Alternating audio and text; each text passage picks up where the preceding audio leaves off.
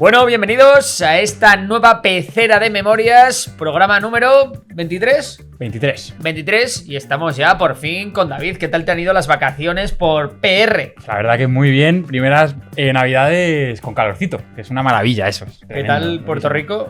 Muy bien, muy enamorado de la gente de allí, majísimos. Sí, ¿no? Sí. Algún amigo memoriónico que encontramos y todo. Hombre, amigos memoriónicos de Puerto Rico. Están en todos lados. Tremendo. Yo hace poco vi un documental sobre la historia del reggaetón producido por Daddy Yankee. Bueno, tengo que ver. Que era todo pues cómo empezó todo el rollo en Puerto Rico y tal. Y me pareció un lugar tremendo. Lo tengo pendiente yo. Hemos aprendido a reconocer un montón de cosas de las letras de las canciones de reggaetón. Hemos estado en Isla Verde, en Carolina, en Loíza. Tremendo. Qué envidia.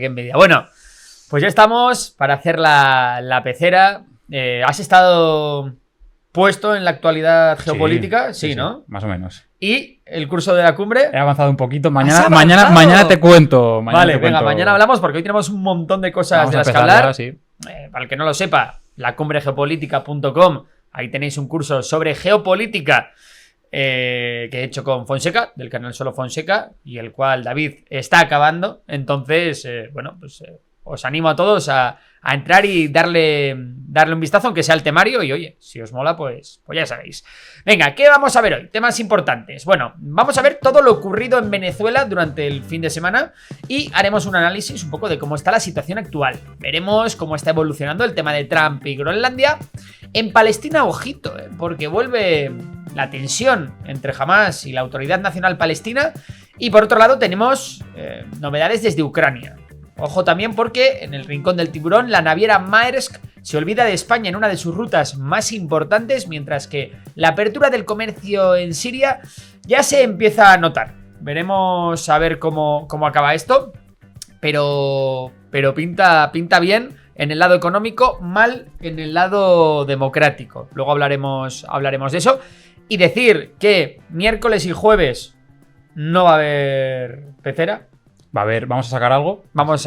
Tenemos entrevista el miércoles. No vamos a ver pecera, pero es por una buena causa. No podemos decir nada todavía, pero yo creo que vamos a hacer historia en YouTube.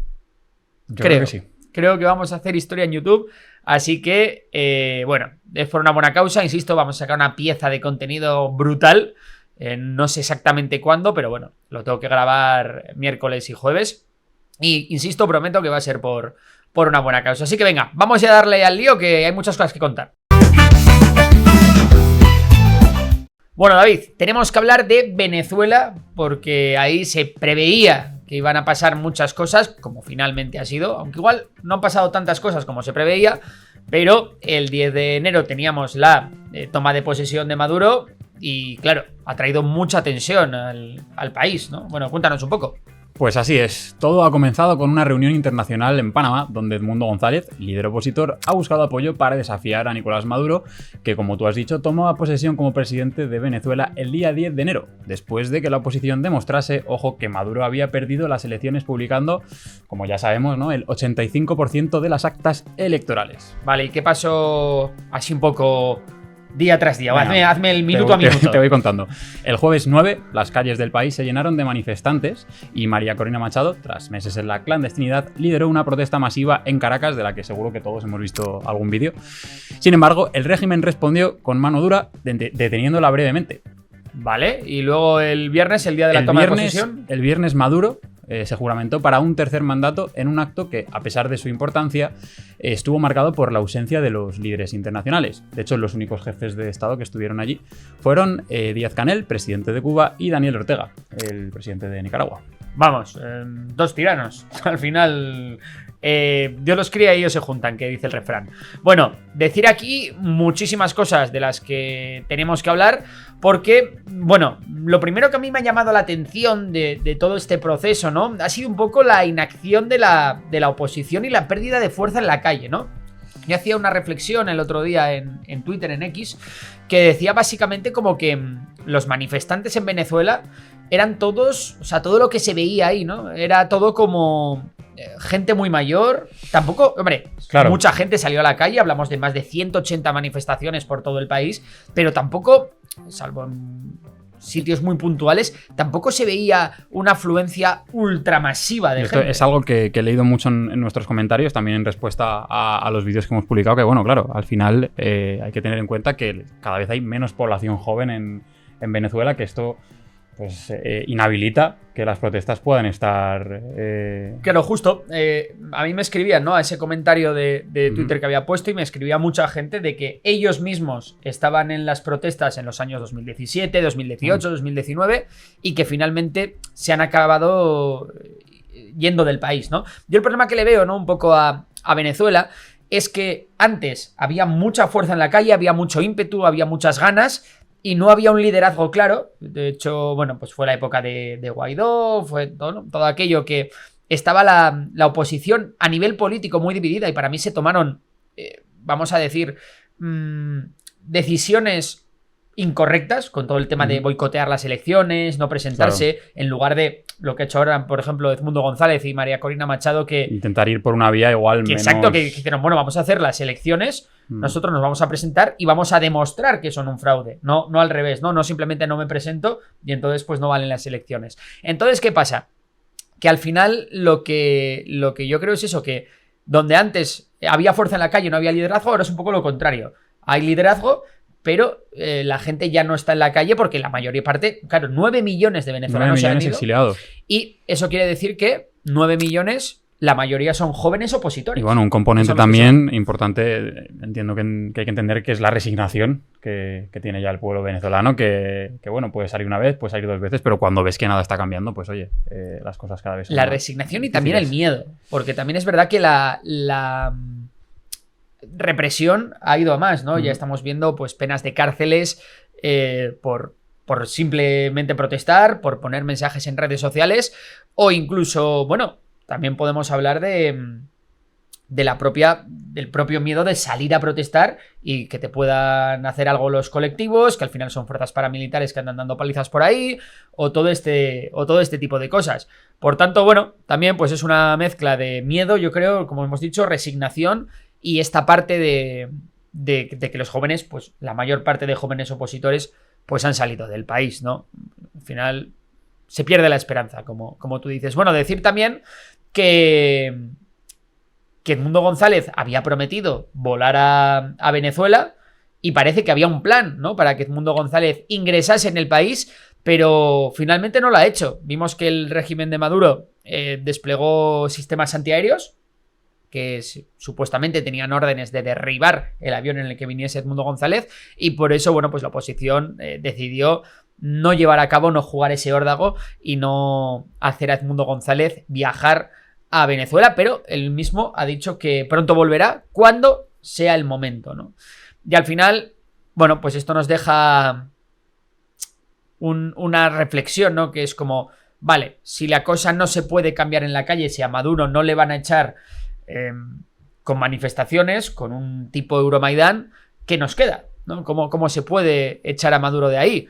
Más allá de la presión internacional que pueda haber, pues la única vía que le queda ya a Venezuela parece ser una intervención militar. La cosa es, ¿quiere Venezuela, quieren los venezolanos una intervención militar?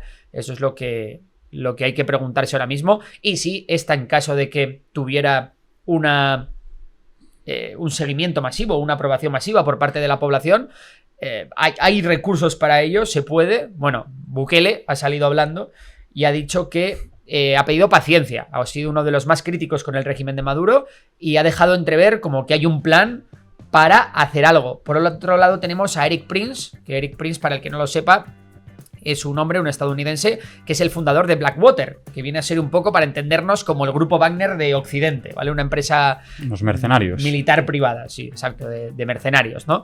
Y bueno, este señor, Erik Prince, hace tiempo, ¿no?, sacó una plataforma que se llama Ahora Casi Venezuela o algo así, ¿no? Creo que es así, Ahora Casi Venezuela. Ya Casi Venezuela. Ya Casi Venezuela, ¿no? Y bueno, recoge donaciones para, según él, en el futuro, hacer una intervención.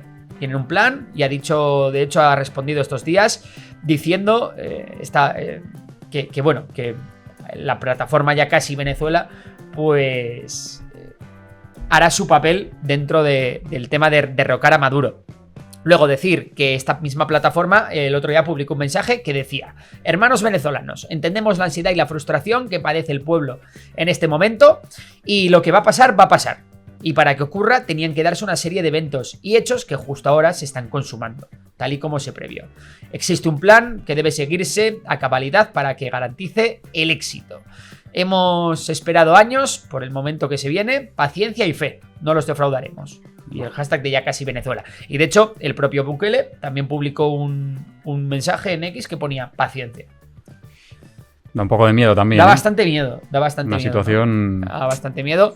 Y en toda esta vorágine de declaraciones, de planes, yo creo que la gente también se va a acabar cansando de tanto mensaje en clave y tanta tontería. Pero bueno, decir que Estados Unidos ha aumentado la recompensa por quien ofrezca información para capturar a Maduro. 25 millones. 25 millones. Ojo, porque es la mayor recompensa de la historia de Estados Unidos.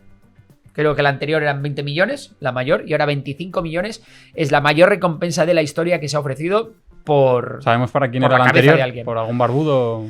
Pues no, era, si no recuerdo mal, eran los propios líderes venezolanos los que han... ahora está Diosdado Cabello y el propio... Toda la crew. Y el propio Maduro, que creo que han superado su antiguo récord. Vale, ellos. Entonces, bueno, imagínate. No sé si en su día por al-Baghdadi también se había dado también un montón de dinero. Creo que también estaba por los 20 millones, pero bueno, que esta es la mayor de la historia. Decir, más cosas. Los intereses de Trump. Hoy se publicaba una información en la que hablaba que hay cierto lobby petrolero que tiene intereses en Venezuela y que, bueno, estaba intentando convencer a Trump de que no intentase deponer a Maduro. Porque, bueno, debe haber ahí alguna prospección, algún lío, bueno, sin más, ¿no? Yo creo que al final, para la propia industria petrolera, es más interesante que Maduro no esté, porque supongo que se liberalizará el sector y será mucho más seguro hacer inversiones en el Recordamos país. que Venezuela tiene las mayores reservas de petróleo probadas del mundo. Exacto, Poca cosa. las mayores. Y decir que con esas mayores reservas probadas de petróleo del mundo, pues su país vecino, Guyana, le está superando en producción de crudo, ¿no? Entonces, para que veamos lo que puede hacer la corrupción, el enchufismo dentro de una industria, la falta también de las sanciones internacionales y, por supuesto, la falta de inversión extranjera. En algún momento también comentamos algo, si quieres, en el programa sobre el tema del Esequibo, que es algo bastante interesante. Hay que hablar del Esequibo, es verdad, que siempre que pongo un mapa de Venezuela y no aparece el Esequibo, Te lo dice. están ahí los venezolanos, ¿el Esequibo dónde está? Es verdad. Recordemos que el Esequibo además son 2/3 del territorio de Guyana, o sea que de Guyana. Bueno, vamos con otro tema de rabiosa actualidad, que es el tema de Groenlandia, ¿no? Porque ahí ya sabéis que Trump está intentando subir la temperatura del Ártico. Se está lanzando un órdago. Y lanzando un órdago para que Estados Unidos se haga con el control de Groenlandia. Bueno, ¿qué nos puedes contar? Pues sí, parece que los 5 partidos del Parlamento de Groenlandia afirman que se oponen a que Groenlandia pase a formar parte de los Estados Unidos. Pocos días después de la rueda de prensa de Mar-a-Lago, en la que Trump reiteró su deseo de anexionarse a Groenlandia, los 5 partidos que se sientan en el nombre del Parlamento es un poco difícil, el Inatsisartut, han rechazado esta propuesta. Han dicho que, que Groenlandia aspira a la independencia y a su propia democracia, antes que a la sumisión de los Estados Unidos, ¿no? Bueno, decir aquí que, oye, la gente, al final, con este lío geopolítico, recordemos que Groenlandia, no lo hemos dicho, pero bueno, pertenece a Dinamarca legalmente, por tanto es parte de ese país. Es verdad que tiene su propio parlamento y tiene una autonomía muy grande, pero forma parte de Dinamarca. Decir que, oye, nunca nos acordamos de la población, sobre todo la población... Que es la gran mayoría, la población inuit, ¿no? Que al final la mayoría de la isla pues está compuesta por este grupo étnico y, pues, oye, al final, yo lo digo en todos los conflictos que hay en el mundo, ¿no? En los que hay un pueblo que pide la independencia de una región concreta o este tipo de cosas, que al final, pues son los habitantes de allí los que tienen que decidir qué quieren ser, si quieren ser groenlandeses, si quieren ser daneses o si quieren ser estadounidenses, ¿no? Pues habrá que preguntarles a ellos qué opinan, que al final son los que van a vivir allí. Decir que Trump, con todo esto al final, ¿no? De lo que está haciendo es un poco... Igual vira un poco de pedir la inclusión de Groenlandia en Estados Unidos a acelerar un poco el proceso independentista de Groenlandia, ¿no? Porque esto es una cosa que Estados Unidos ya ha hecho en el pasado, ¿no? Que en España lo conocemos muy bien, porque al final en 1898, en la guerra aquella, ¿no? La guerra de Cuba, Puerto Rico y Filipinas, lo que ocurrió fue eso, fue básicamente Estados Unidos apoyando los movimientos independentistas, sobre todo en Cuba y en Filipinas, para posteriormente apoyar esa guerra independentista contra España, en este caso, y para después convertir a esos gobiernos locales en títeres. Y sacar tajada, Y en sacar este caso, tajada, por de supuesto. los recursos del Ártico, ¿no? Los recursos, del control de las rutas comerciales, en fin. Bueno, todo eso. Bueno, al final, si no consigue esto, pues es un win-win, porque al menos se abrirá puertas de cara a futuras negociaciones, que al final lo que está haciendo es, bueno, pues presionar a países para que acepten igual una mayor presencia militar estadounidense en la región. O sea que al final eso sí que se lo puede llevar. Y decir que ha salido una encuesta de que se ha hecho a la población de Groenlandia y que se les preguntaba por su pertenencia a la Unión Europea, ¿vale? Esta encuesta en el pasado daba un mayor peso al no querían ser de la Unión Europea. Sin embargo, ahora el 60% de los groenlandeses, según este estudio, pues estarían a favor de entrar en la Unión Europea y un 40% en contra, ¿vale? Por cierto, no es el momento, porque sé que no estamos en las profundidades ni en antaño banderas, pero ¿tú sabes por qué se llama Greenland? Yo sí. ¿Sabes? Sí, yo sí. Pero Pues lo lo voy a puedes contar a la te gente. dejo Vale. que lo cuentes. Greenland, al final Groenlandia, en inglés es Greenland, es decir, la Tierra Verde. ¿Y por qué se le llama la Tierra Verde a Groenlandia, no? El mapache Es un poco... es en las profundidades y también hay parte del sinvergüenza del día un poquito en esta Sí, historia, ¿verdad? es verdad. Bueno, todo viene de un navegante vikingo llamado Erik el Rojo, que fue desterrado de Islandia en el siglo X por cometer homicidios. Durante su exilio, Erik exploró la gran isla que conocemos como Groenlandia, como Greenland, la Tierra Verde. Al regresar a Islandia decidió darle un nombre atractivo, el de Tierra Verde, para convencer a otras personas de que emigraran con él y se establecieran en este nuevo territorio. Sin embargo, de aquellas, Groenlandia no era mucho más verde en ese entonces de lo que es ahora. Las áreas costeras donde Erik el Rojo y sus colonos se asentaron, hombre, pues sí tenían algo de vegetación en verano, pero la mayor parte de la isla seguía siendo helada, y en invierno ya ni te cuento. Así que bueno, este nombre de Groenlandia, de Greenland, es una especie de estrategia de marketing vikinga, que irónicamente con el cambio climático, pues bueno, ahora sí que algunas áreas de Groenlandia pues se están volviendo más verdes durante más tiempo en el año. Así que bueno, igual acaba siendo Greenland de verdad, quién sabe, ¿no? Y bueno, vámonos de Groenlandia a Palestina, porque ahí tenemos para mí unas declaraciones que son históricas, diría incluso. Resulta que la Autoridad Nacional Palestina ha publicado una declaración sin precedentes en la que condena a Hamás. En ella dicen que, ojo, no permitiremos que Hamás, que jugó con el pueblo palestino en beneficio de Irán y causó la destrucción de Gaza, repita sus aventuras en Cisjordania. Consideran además que el grupo palestino proporcionó pretextos gratuitos para que Israel llevara a cabo, pues bueno, la guerra conocida, que todos estamos siendo partícipes de ella, contra la población gazatí.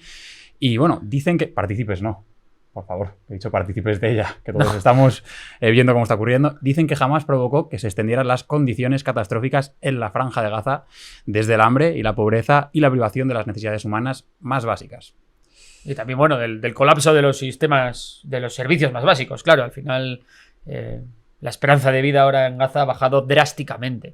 Bueno, decir que esto es la primera vez, ¿no?, en más de un año de ofensiva israelí, contra la franja de Gaza, que la Autoridad Nacional Palestina culpa abiertamente a los islamistas del desastre humanitario, ¿no?, que ha ocurrido después de los crueles ataques de Israel, ¿no? Al final, bueno, lo que podemos decir aquí es que estoy, bueno, al menos yo, no sé tú qué pensarás, pero estoy completamente de acuerdo con la Autoridad Nacional Palestina. Al final se ha visto, ¿no?, que los ataques del 7 de octubre de 2023 fueron un tremendo error estratégico para Hamás, y bueno, pues eso ha desembocado un poco en la situación que tenemos hoy en día, y tiene sentido también que la Autoridad Nacional Palestina, con quien en su día hubo incluso el partido Fatah, tuvo una guerra, ¿no? Que, bueno, el partido Fatah es quien lidera la Autoridad Nacional Palestina.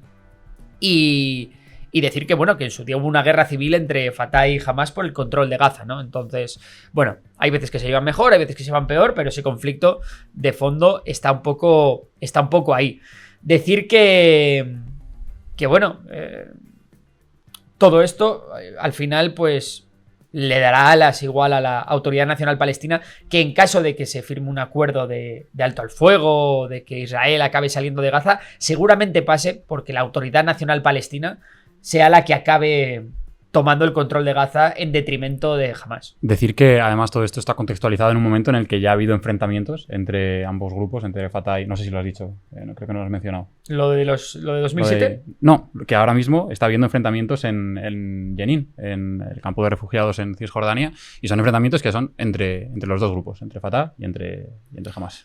Pues ahí tenemos eso. Vámonos a Eslovaquia. Eslovaquia, que últimamente nos está dando, para lo pequeñito que es, nos está dando muchos titulares porque hay una gran rivalidad entre Fico, el primer ministro, vamos a decir, de tendencia un poco prorrusa, y Zelensky, presidente de Ucrania. Así es, el primer ministro eslovaco, Robert Fico, ha criticado duramente al presidente ucraniano Volodymyr Zelensky, acusándolo de mendigar y chantajear a otros países para obtener ayuda financiera. Estas declaraciones surgen en medio de crecientes tensiones entre Eslovaquia y Ucrania, intensificadas por la reciente decisión de Kiev de suspender el suministro de gas ruso. Una medida que ha impactado a varios países de la Unión Europea, incluida, por supuesto, a Eslovaquia. Están bastante cabreados los eslovacos con el tema del gas. Con el tema del gas, sí, y es que, bueno, pues Eslovaquia era uno de esos países que dependía mucho, ¿no?, del gas ruso. Entonces, bueno, decir que desde que asumió el cargo Fico en 2023, recordemos que le dispararon hace no mucho. Bueno, pues Fico se ha mostrado como un firme opositor a la asistencia militar occidental a Ucrania. No nos sorprende, ya que, como decíamos, Fico, pues al final tiene unas tendencias un poco prorrusas. Decir que Fico sostiene que el país no tiene posibilidades, el país cuando se refiere a Ucrania, no tiene posibilidades de derrotar a Rusia militarmente y que por tanto debe priorizar una solución diplomática al conflicto. Bajo su mandato, decir que Eslovaquia ha detenido el envío de ayuda militar a Ucrania y ha dejado claro que vetará cualquier intento de adhesión de Ucrania a la OTAN. Entonces, bueno, pues, lío por aquí porque, bueno, pues al final...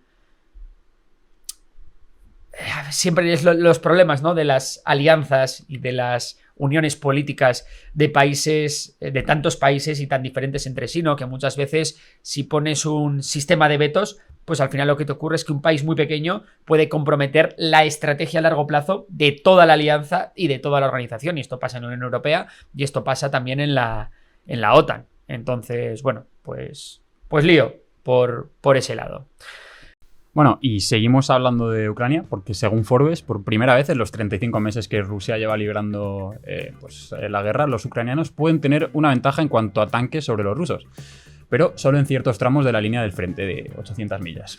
Sí, recordemos que, claro, el frente en Ucrania es un frente enorme, de, pues eso, creo que son 1000, en millas son 800, en kilómetros, si no recuerdo mal, son como 1300 kilómetros, y decir que, claro, pues hay sitios en los que Rusia tiene más fuerza, ha priorizado más el envío de armamento de última generación, sobre todo los drones de fibra óptica, que son los únicos que soportan las defensas, los sistemas de guerra electrónica ucranianos. Y luego hay otros sitios en los que, bueno, hay material de segunda y donde tienen más problemas, ¿no? Decir que ahora mismo hay sitios en el frente ucraniano, ¿no?, donde los tanques rusos están reducidos a disparar desde posiciones camufladas a muchos kilómetros de la línea del frente, ¿no?, y no se pueden utilizar en labores de asalto. ¿Por qué? Pues porque al final estos tanques son presa fácil para los drones ucranianos, que es donde ahora mismo la industria militar ucraniana más está poniendo el foco, ¿no?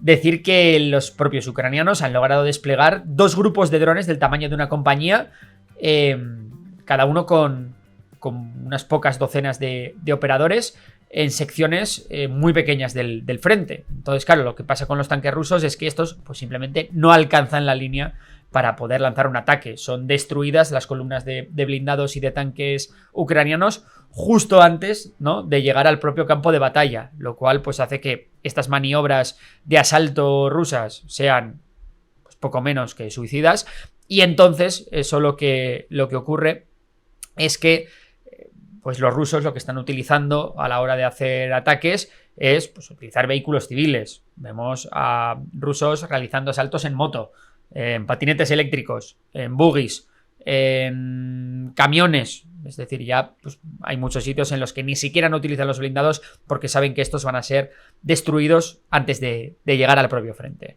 Bueno, esto por la parte de las noticias de geopolítica, y vámonos ahora con las noticias de economía en el Rincón del Tiburón.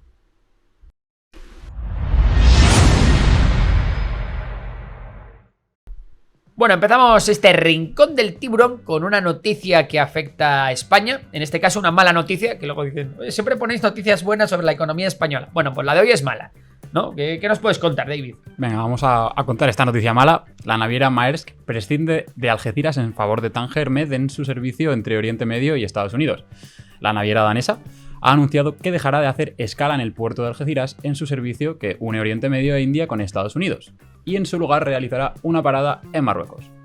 Además, el servicio añadirá una escala en la India en el puerto de Mundra.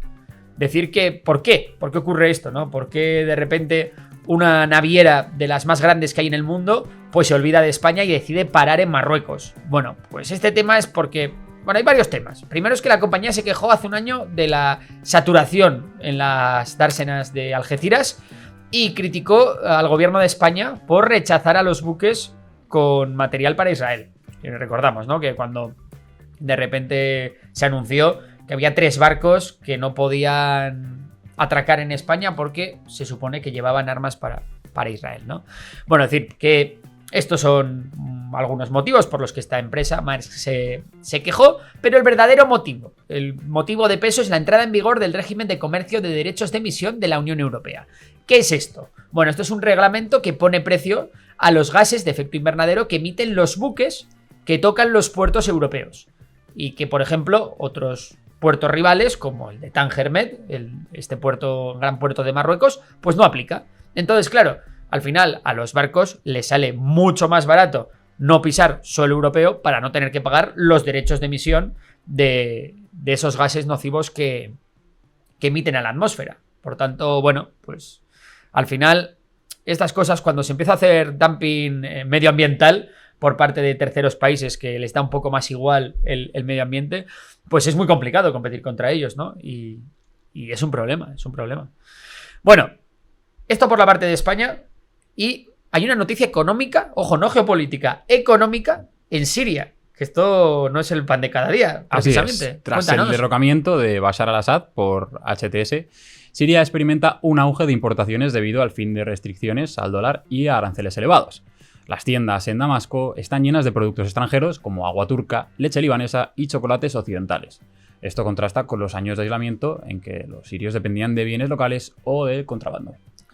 Bueno, ¿quién nos iba a decir que los yihadistas de HTS iban a ser los abanderados del libre comercio en Siria? Es tremenda la historia. Bueno, decir que el nuevo gobierno de HTS ha permitido el uso del dólar y ha reducido los aranceles para fomentar la economía, ¿no? Seguramente, pues bueno, bien asistidos por económicamente al menos, ¿no? Asistidos me refiero a asesorados por los países del Golfo Pérsico, seguramente Arabia Saudí, Emiratos Árabes Unidos y luego también, ¿no?, por su otro gran valedor que es Turquía. Decir que los precios de bienes básicos como los plátanos o las patatas en Siria pues han caído gracias al fin de las extorsiones en los controles militares. Eso también es algo muy común en países poco desarrollados, que el propio ejército o la propia policía exige mordidas a cambio de dejar pasar ciertas mercancías, ¿no? Sin embargo, bueno, los sirios no por eso se dejan de enfrentar a dificultades económicas, ¿no? Porque, por ejemplo, ahora te están teniendo problemas con los pagos a los funcionarios, ¿no?, que están teniendo retrasos en sus pagas.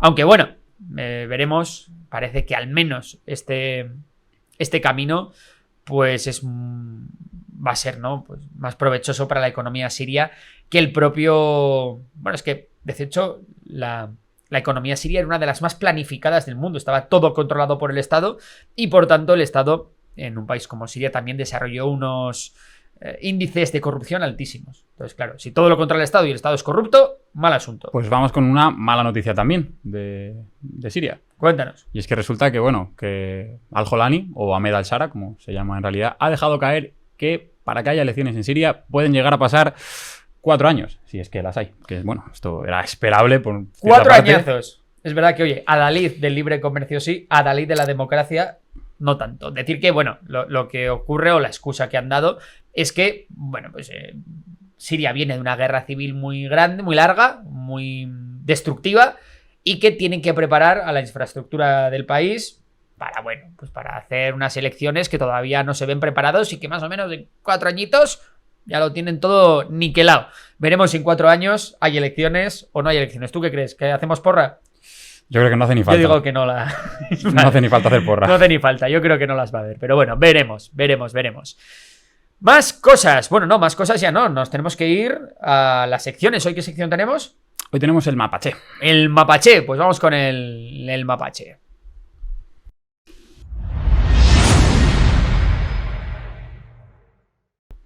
Bueno, empezamos con la sesión golfa de la pecera de memorias, con el mapache. ¿Qué nos puedes contar? ¿Qué nos traes? ¿Qué aventura vamos a surfear hoy en los mapas? Pues mira, hoy en el mapache traemos una curiosidad que seguro que muchos amantes de los mapas habéis reparado en ella. Y es que el mapa de África tiene fronteras súper raras. No sé si alguna vez te has fijado. Sí, bueno, tiene sobre todo rectilíneas, muchas de ellas, ¿no? Así es. Una de estas peculiares fronteras está al norte de Namibia, una estrecha y alargada porción de tierra conocida como la Franja de Caprivi. Este delgado corredor de tierra tiene una historia bastante interesante. Y para entender su origen debemos irnos al siglo XIX, en plena era colonial.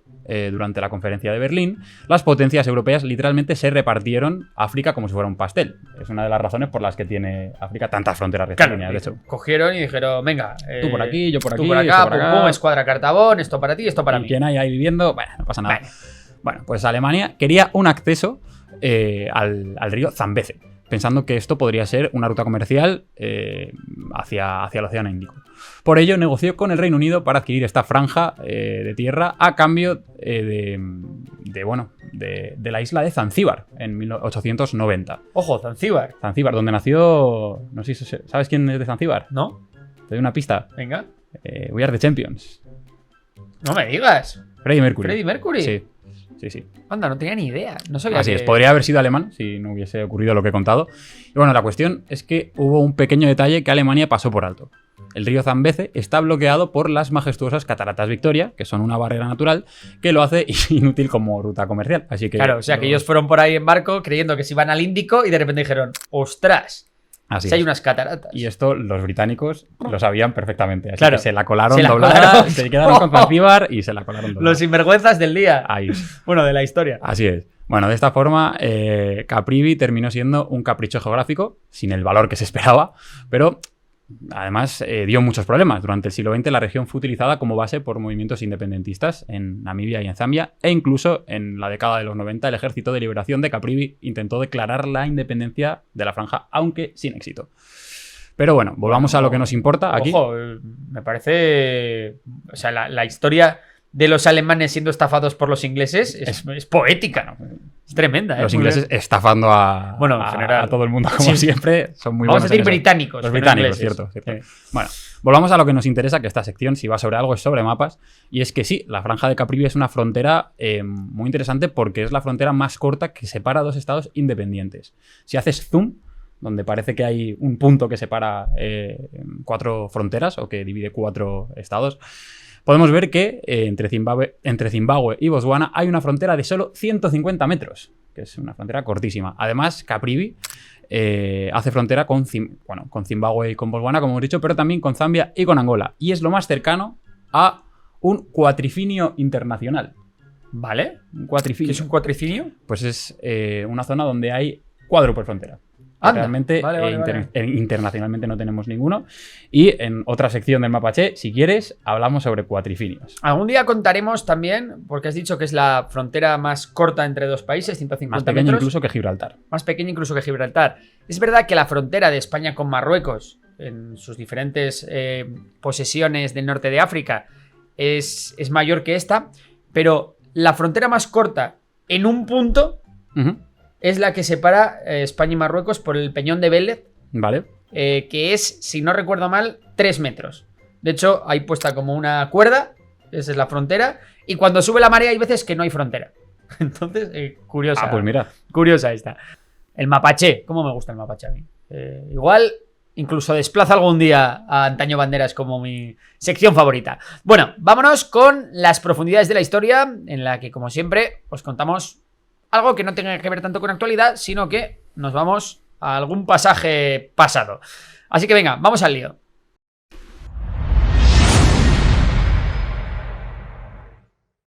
Bueno, hoy traigo una cosa bastante guapa, la verdad. Vamos a hablar de la Guerra de los Fantasmas. Es uno de los episodios de la Guerra de las Galaxias, ¿no? Sí, ¿no? La amenaza fantasma. Sí, bueno. El caso. Nos vamos a 1945. Momento en el que acaba de terminar la Segunda Guerra Mundial, ¿no? En esa derrota aplastante que sufrió Japón y que se consumó con las bombas de Hiroshima y Nagasaki y con la ofensiva del Ejército Rojo en Manchuria, que ya los japoneses dijeron, bueno, hasta aquí hemos llegado. Bueno, el caso es que no todos los soldados que había, recordemos que el Imperio japonés pues tenía muchos territorios en el Asia continental, bueno, pues no todos los soldados supieron o quisieron aceptar la rendición. Muchos de ellos pues no sabían ni siquiera que Japón se había rendido. En el Pacífico hubo pequeñas islas que se convirtieron en refugios de combatientes que, como decíamos, desconocían el fin de la guerra. Para muchos soldados japoneses, pues bueno, sus códigos de honor y todo eso de rendirse pues era impensable, ¿no? La educación militar estaba arraigada en el Bushido, que es esta, bueno, tradición de los samuráis, este código, ¿no? Sobre el honor, la lealtad y el sacrificio. Y estos valores, pues bueno, pues llevaron a miles a preferir la muerte antes que caer prisioneros. Pero bueno, para algunos, el mandato de luchar hasta el final les hizo mantenerse ocultos, año tras año, creyendo que su patria lo seguía necesitando y que, bueno, estaban ahí en la, pues en la selva o donde les tocase, pues bueno, haciendo su guerrilla mientras Japón libraba su guerra, ¿no?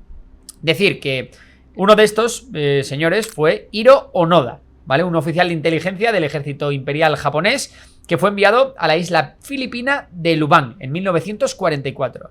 Su misión era el sabotaje de los enemigos, pero también tenía órdenes, como todos los japoneses, de no rendirse nunca, sin importar lo que ocurriera. Así que, cuando la guerra terminó, Onoda se negó a creerlo. Los intentos de las autoridades para informarle de la rendición, lanzando folletos y mensajes desde aviones, pues no valieron para nada.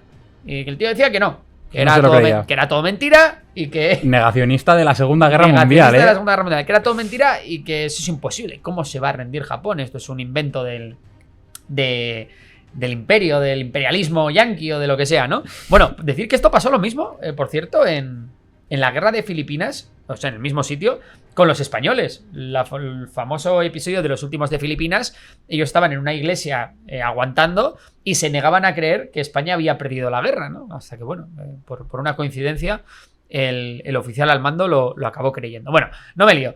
El caso es que aquí viene lo más loco, porque durante 29 años, una vida entera, Onoda y sus compañeros sobrevivieron en la selva, robando alimentos de los campesinos locales y enfrentándose a quienes consideraban enemigos. Uno a uno, sus compañeros fueron muriendo, como si fuera esto, ¿tuviste Lost? Sí. Pues igual. Y finalmente, en 1974, Onoda fue encontrado por Norio Suzuki, un joven aventurero que había decidido viajar por el mundo en busca del teniente Onoda. Un panda, ojo, también iba buscando un panda, y también iba buscando al abominable hombre de las nieblas. Bueno, un aventurero en toda regla. En ese orden, ¿eh? Primero Onoda, luego un panda y luego... No sé. Bueno, ¿es el orden lógico? Claro, sí. ¿Quieres al general por si luego te encuentras con el panda o con él? Bueno, en fin. El caso es que Onoda solo aceptó rendirse cuando su antiguo superior, el comandante Taniguchi, viajó a Lubang para relevarlo de su misión. El teniente Onoda salió de la selva 29 años después del final de la Segunda Guerra Mundial y aceptó la orden de rendirse con la entrega de su uniforme y su espada junto a su fusil. ¿Vale? Todavía funcionaba y todavía le quedaban 500 cartuchos, varias granadas de mano, ojo, y una daga que su madre le había regalado en 1944 para suicidarse en caso de ser capturado. Tremenda la historia. Al volver a Japón, el tío estaba tan fuera de lugar que acabó retirándose a vivir a Brasil, dedicándose a la agricultura. Y, por cierto, Onoda no es un caso único. Hay más, ¿eh? Soldados como Soiki Yokoi, encontrado en Guam en 1972, también, pues, vivió muchos años en aislamiento y creyendo que la guerra continuaba. Y como él, pues, hubo varios. Así que, ojito, ¿qué te parece la historia? Bueno, igual todavía hay alguno por ahí. Igual, hombre, ya no creo que esté vivo. Igual Del 45 ya... Bueno, rozando los 100 años. Hay veteranos de la Segunda Guerra Mundial que rozan ya los 100 años.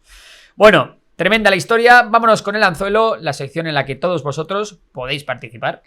Y de hecho hay que poner para el anzuelo en comentarios. Para el anzuelo. Para el anzuelo. Que luego lo buscamos nosotros. Eso es. Seleccionamos la pregunta que más convenga en ese momento. Bueno, vamos al lío.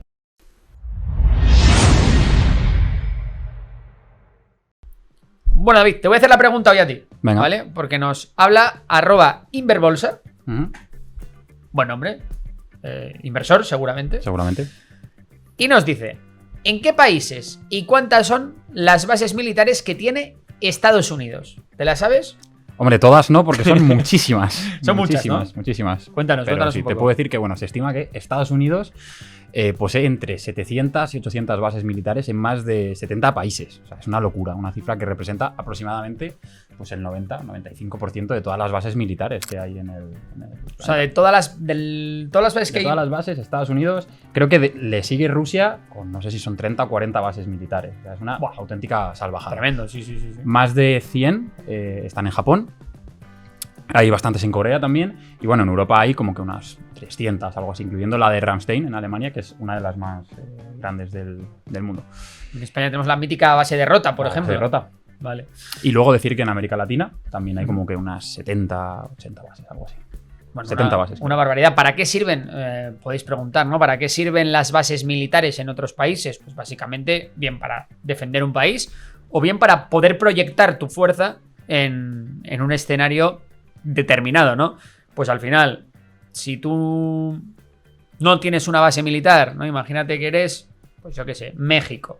Si no tienes una base militar en Colombia, pues no puedes intervenir en el conflicto de Venezuela, por decirte algo, ¿no? No puedes proyectar ningún tipo de fuerza, salvo que un país vecino pues te dé cobijo a tus tropas y tal. Entonces, bueno, pues lo que hace Estados Unidos es: yo tengo mis bases militares diseminadas por el mundo y eso me permite, en el momento en el que pase algo o tenga algún interés de intervenir militarmente en algún sitio, pues eso me permite hacerlo sin tener que pedir permiso o hacerlo con una rapidez mucho mayor que si tengo que enviar las tropas desde mi país, que se asienten, conseguir los permisos y todo ese rollo. Y por ello muchas de las bases que se están haciendo Estados Unidos en los últimos años son en el Indo-Pacífico, ¿no? Claro, exactamente. Recordemos que estamos, pasándonos de que el eje atlántico sea el que, bueno, un poco lleve las riendas del mundo a de repente el Indo-Pacífico. Y es verdad que hubo una época en la que todo lo militar ocurría en Oriente Medio,